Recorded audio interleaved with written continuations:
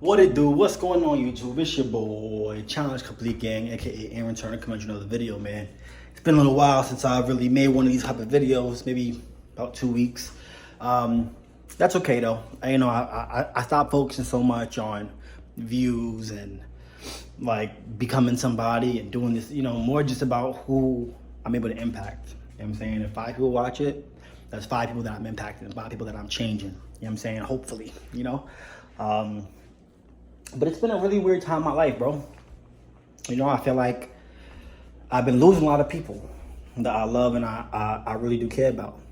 And it's been having me a little bit fucked up in my mind and in my heart because, in my head, I had a different future and a different reality for how things would turn out. And sometimes when the real world and real life isn't what you see in your head, it can kind of throw you for a loop because you probably planned for it. You probably adjusted your mind, heart, spirit, body, soul for it. And when it don't work out like that, you kind of have to readjust. And readjusting on the fly is difficult sometimes. You know what I'm saying? But the way I've been thinking about it is you could bring small parts of people with you throughout your whole life. Maybe not all of people, but you definitely can bring the memories. You could bring what they've taught you. You could bring what you've learned from them. All type of things that you can bring with you on this journey of life. I like to think a lot of times life is like like a relay race, right? A regular race, you just run one lap around, done, right? A relay race, you run about a quarter, pass the ballot off to somebody else, they grab it, run the next quarter, so on and so forth. And I say that because, you have people that get you to a certain point of your life, and then somebody else has to take that baton and run with them next because either you guys, it might not be your job anymore to guide them, to walk them through the next portion of life. It might be someone else's job. They might have the skills, the experience, the certain things necessary to help them get to that next echelon. And I think it's just as important knowing when it's time to take a step back as it is in telling people that you gotta take a step back. I think both take the same amount of courage. At first I was really sad because for me, I wanna bring everybody. Don't matter who you are, what you about, what you on, I want to bring everybody to where I'm going to go in life. And when I say where I'm going to go in life, it's in no way to be like some kind of weird way, but I feel like special things are really coming for me. Things I don't really talk about, things I don't really put out there. But there's a lot of things that in the back of my mind, the back of my head, like things that I have going on the side that like are really flourishing and doing well. And I feel like in about 5-10 years, I'll be on that yacht. You know what I'm saying? Like, I'll be in Calabasas, I'll be in Dubai, like all these places. And that's not a tier for success. But being a kid from the South Bronx, that shit is success for me. That shit would literally break a generational curse for me of just leaving where I'm from, leaving the block, like really setting in stone, making a new flag mark of like, yo, like, this is where I've been in the world, like, and I want everybody to come with me, but you can't rush nobody's process. Everybody here is the same, so you can't push nobody further than they want to be pushed, right? Because everybody has their own path. God marks a path for everybody already. Everybody already got it on there. It's already been thought of, predetermined. Time isn't linear. Time kind of stacks. I say that to say with time, I just want to break down time real quick because some people are not going to understand what I mean by that. Time, right? Let's say I die right now. I'm freed from the shackles of life. I'm free from the rules of life, right? That includes time as well. My physical body, all that. What can I do then? Where do I go? Am I able to go back? Am I able to go forward? And if I am, then that means time can't be linear. Because if it were linear, it would mean that there would be certain rules in place to where your spirit will not be able to travel back or forward. And I just don't believe that to be true. That's why I think that things are already set in stone. Things are already predetermined. My mom passed away. She probably has already seen where I'm at right now in life already. her soul could rest easy, knowing that I'm okay. And maybe she even guided me sometimes. I still believe that, you know? But I don't believe time is so linear. And so who am I? I'm not God. I don't know as much as I think I might know, you know? I might think I know what's best for somebody. I might think I know where they should go next. But in reality, I think someone that knows something knows that they don't know everything, right? Someone that knows something knows that they don't know everything, and that they'll never know everything.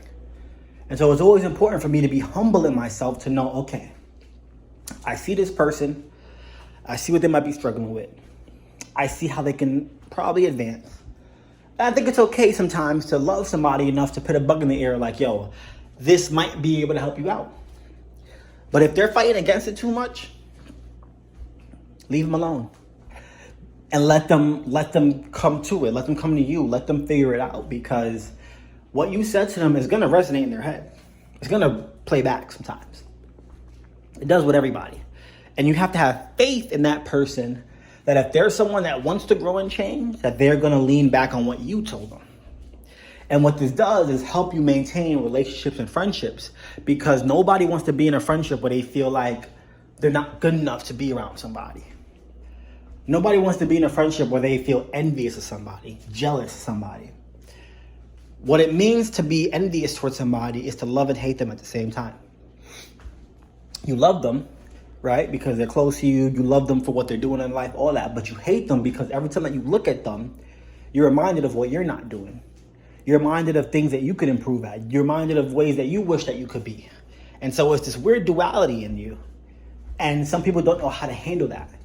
And so they internalize it and keep it inside because nobody wants to be an envious person. But a lot of people are envious. It's a very natural human trait.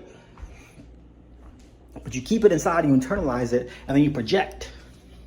You know? You might start harping on little things that they do. You might start pointing out details about little mistakes that they make, you know? And it'll push that person away. It'll do the opposite of what you really intend, because you couldn't be open enough to really express, or even aware enough of yourself to express, like, why do I feel this way about this person? What is it about this person that makes me so angry inside? Like, why can't I, like, what is that? Sometimes you have to really ask yourself, like, what is it? Why am I so emotionally jarred right now? And really sit with that and keep asking, because eventually you'll come to an answer. You'll be like, oh, wow. Like, growing up, I was very envious of some of my family members, like my cousins, some of my best friends, very envious. I felt like they had things I didn't, you know? And I wanted to be like them. I wished I was like them. And so I was very envious. You know, some people, my dad wasn't always around. Some people had their dad growing up. My dad came around a little bit, but wasn't around completely like that. You know, I wish I had my dad growing up. Some people had nice clothes. Some people's mom didn't beat them half to death. Some people's mom didn't do drugs and liquor and have to come home after a long day and deal with their mother being strung out. I feel like I had to grow up at a very, very young age in that way. And I felt like a big part of me would oftentimes use my humor and my jokes to alleviate the stress of, like, just the stress of people around me, of people that I loved so much hurting me in a way that, like, some people would have killed themselves for. I started looking at the world a little bit different. When my mom died, I had to take a step back from the world, because when I was in the world and she was a big part of my world, I would have collapsed too. So how I started looking at things was a bit different. I started to become aware of my judgments, but I didn't let them go. I understood that on the road to enlightenment, on the road to improving yourselves, you shouldn't judge people.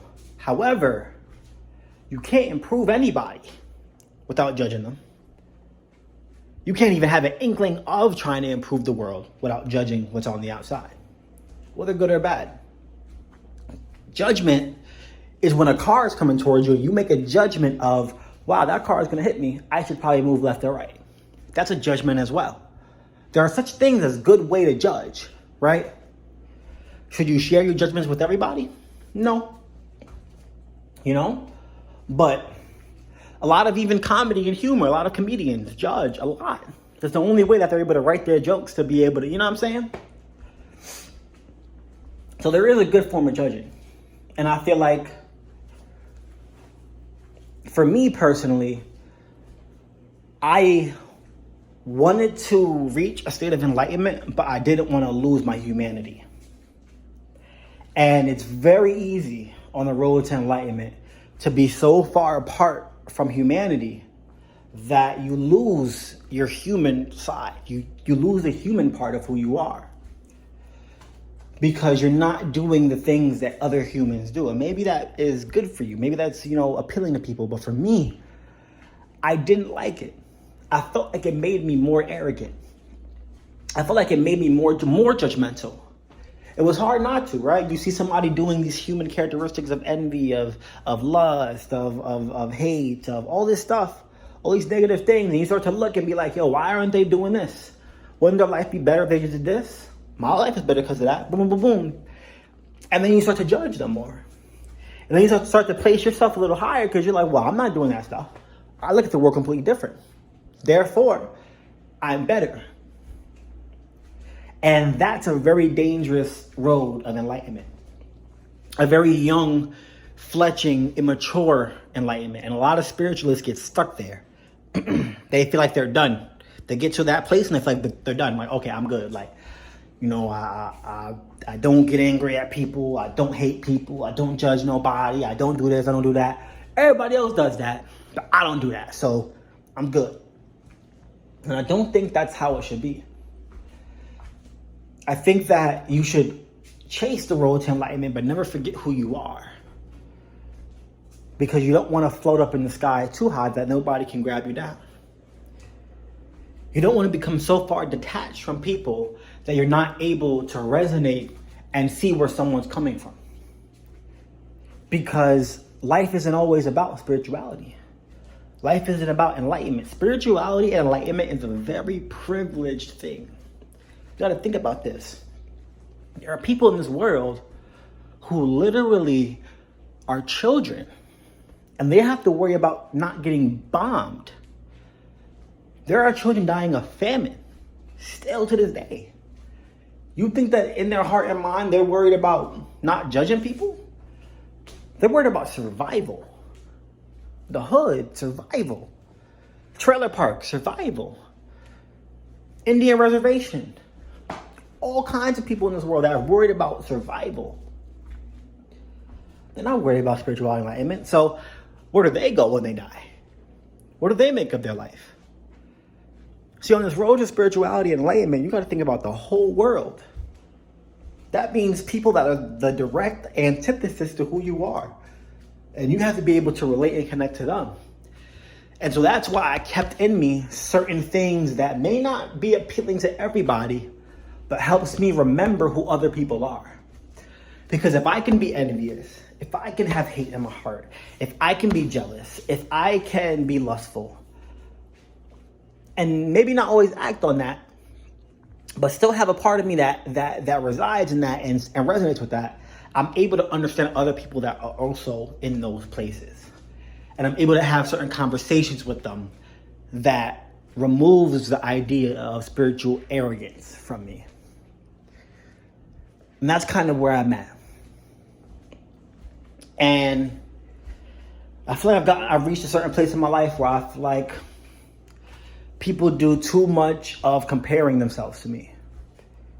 Sounds arrogant, but that's how I feel. I feel like people oftentimes look at me and instantly start to compare. And the things that I used to be able to say and do and behave in and act like, I can't really do anymore.